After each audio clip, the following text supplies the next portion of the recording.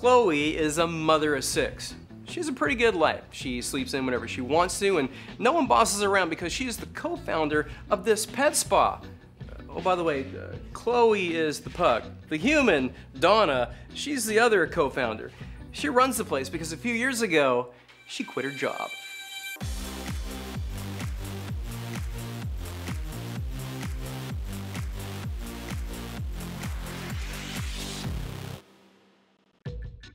If you dare to look into the back room at Touch of a Paw Spa in Oshawa, you might be surprised. Literally, that's Wilson. He's huge. Wilson looks like he weighs 300 pounds, but there's a lot of this is just fur, isn't it? That's right. He's probably around 70 pounds, and he is quite tiny under all this hair, actually. Now, when did you first think that you had an affinity for grooming dogs? When I was probably 8 years old, I would rather be with pets and dogs than people. Donna is the owner and has been grooming pets for decades. But for many of those years, she did it for someone else. What was it about that that wasn't fulfilling for you? I think it was just ways that they would groom dogs. We would go in, we would see what dogs were in, we were told what to do, who to do. You didn't make the decisions, you just did the work. Did you actually quit your job then? Yes, I did. I actually quit, but I was afraid to tell my boss that I'm gonna quit to open my own salon. It's scary. It was very scary. So I actually did it over the phone. What did you say? I just said, it's Donna, I'm sorry, I'm gonna be leaving. Why are you leaving, she asked, and I said, well, I'm going to open my own salon. Oh. Who's this? This is our Joey. And you guys were clients of Donna before she owned this place. Yes. That's right. Why did you follow her? Well, Donna gave her her first haircut, as she was the size of a guinea pig. So we just wanted continuity. And we know that when we leave her here, she's in no stress at all. She knows Donna. In great hands. Owning a business has had some fundamental effects on Donna. Suddenly she went from being an employee and a mom to being a boss and a mom. Who noticed the most? Her kids. You're old enough to remember back then, right? Do you think there's a difference in how your mom was back then when she was an employee and now that she owns a business? Yeah, I can see a big difference there. I think, like, I don't know, when she got her new job, I feel like she got more confidence with herself and all that. She was able to open a shop and do not too bad. And you work here as well. Yes. I guess you can't quit either, huh? Yeah. Were you scared at the time? Were you concerned at all that this was maybe not the good decision? Absolutely not. No, not at all. Not at all. She has so much passion that I knew she would do really, really well with it. And actually, this little man came up with the name at some point. You came up with the name. Yeah. Do you remember that? That was a long time ago. Yeah, I do. I was maybe 4 or 5, and we were driving in the car. Everybody was like suggesting ideas what we should do, and I said touch a bubble and pop, and she thought that I said touch of a paw. So So you mistakenly, inadvertently named the business. Yep. yes. Some dogs have issues. They may have sore joints, they may be arthritic, and they really find this helps on their bones and their joints, and they enjoy it. What kind of background have some of the dogs you've seen have?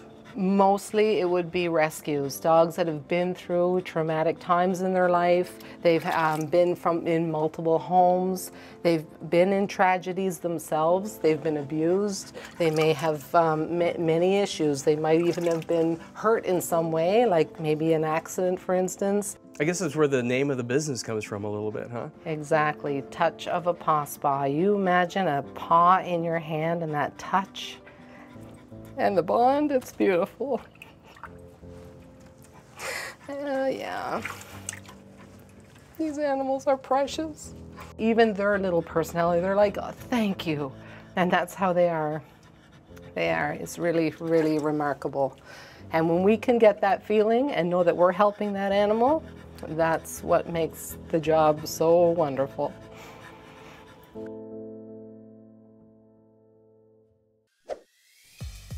Touch of a Paw Spa has been open since 2010 and now has 11 employees who groom, bathe, soothe, and what? You know, my first impression is when I see this, I think, really?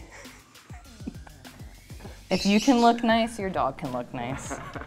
Sit down. Nail polish for dogs. Yes, nail polish for dogs. It's something that people love it. You don't even wear nail polish. I know, because my hands go in areas that are not Okay, right. I get it. If it makes the pets and the owners happy, then it makes me happy. So have you worked in places where it felt like it was more of a factory approach to animals? It was kind of like they tried to do as many dogs as possible and didn't care about the quality of the grooms. So that's why I like it here, because we all, if anyone ever needs help with one another, they will always help you. You're never alone, so.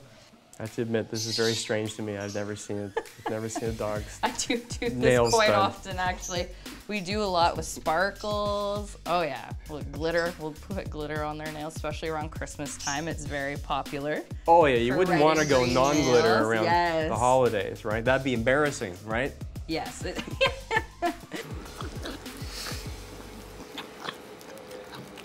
How did you figure out that there was enough of a market for you to actually take on this kind of business? I did a bit of market research, went to the animal control to find out the number of pets in our area, went door to door to ask, would you like a dog grooming salon in your area? You went door to door? Yes, I did. Went door to door with my mom and Chloe, and little Raoul was in a wagon, and they would wait with, and I went up to each door, all in the neighborhood around the salon, and asked, would you like a dog grooming salon in the area? I'm interested in opening one, and not one person. I went to over 50 homes. Nobody said no. This business counselor from the Canadian Federation of Independent Business says that kind of first-hand research is more than worth the walk. So going first-hand door-to-door is highly important. It's part of market research. However, what she's doing here is primary research, which is, observing, conducting interviews, doing questionnaires, surveys, and she could also have held a focus group. So it's highly important. The reason being is because you want to, number one, see the engagement, if there's interest, if there is support, and ultimately she is using that information to now create her business. So it's great feedback for her to leverage. It's one thing to have a great business idea and you have a great business. How do you get the word out to the community to ensure that you have enough customers coming in regularly? Social media has been remarkable for us.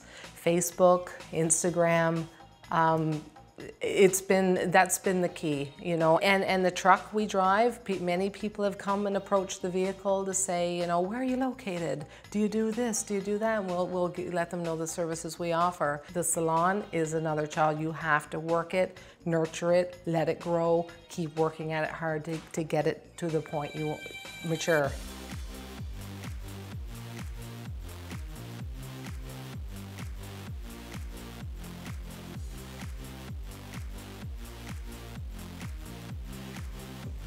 Yeah. I'm sorry. And you.